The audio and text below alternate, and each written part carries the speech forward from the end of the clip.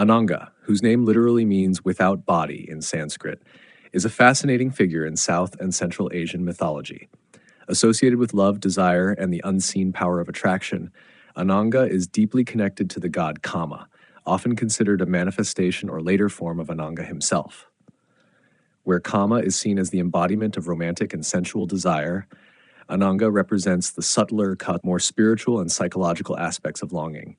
He is desire without form, the emotional yearning that cannot be touched but is always felt. The story of Ananga begins with one of the most iconic tales from Hindu mythology. Kāma, the god of love, is tasked with a difficult mission: to break Lord Shiva's meditative trance so he may marry Parvati and father the god Kartikeya, who is prophesied to defeat the demon Tarakasura. Armed with a sugarcane bow and flower-tipped arrows, Kāma takes aim at Shiva's heart. But Shiva, furious at the disturbance, opens his third eye and incinerates Kāma instantly into ashes. However, desire does not die with the body. From these ashes, the bodiless essence of Kāma lives on as Ananga, the formless god of love. He no longer possesses a physical body, but his influence is now even more powerful, for he cannot be seen or avoided. This transformation into Ananga symbolizes the deep truth that desire, attraction, and longing are forces that transcend the physical. Even when denied or repressed, they persist in the mind, in dreams, and in spiritual consciousness. In many traditions, Ananga is revered as the subtle force that connects hearts, inspires poetry, ignites passion, and even fuels devotion to the divine. In this way, Ananga is not only tied to romantic or erotic love, but to bhakti, spiritual love for God. Devotees often speak of their yearning for union with the divine as being pierced by love, a sentiment that echoes Ananga's symbolic role as a divine archer. Ananga's mythology spread beyond India into the wider South and Central Asian region, influencing art, literature, and tantra. In classical Sanskrit poetry, such as the works of Kalidasa and Jayadeva, love is often described with Ananga's metaphors: the invisible arrows of desire, the trembling heart, the ache of separation. He became a muse of emotional depth and artistic beauty. In tantric traditions, Ananga represents the energy of subtle desire that flows through the chakras and awakens higher consciousness. Far from being something to suppress, desire is embraced and transformed.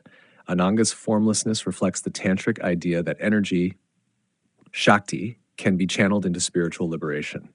Here, Ananga's arrows no longer target physical union alone, but the ecstatic merger of the soul with the cosmos.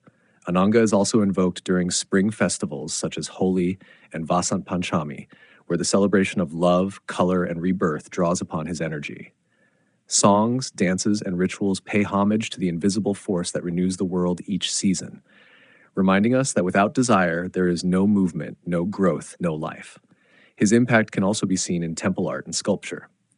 Though formless by nature, Ananga is often symbolized through motifs: the sugarcane bow, the 5 flower arrows, and symbols of the senses, each representing a different aspect of attraction. The 5 arrows are said to be made of jasmine, mohana, blue lotus, stambana, mango flower, unmadana, white lotus, soshana, and ashoka flower, tapana, each inducing a different form of desire in the heart of the target. Despite his association with temptation and emotional chaos, Ananga is not portrayed as a villain. His arrows may stir turmoil, but they are also the catalysts for transformation. Whether through romantic love, heartbreak, or divine devotion, Ananga's presence reminds us that vulnerability is the path to growth, and longing is the first step toward union, be it with another or with the divine.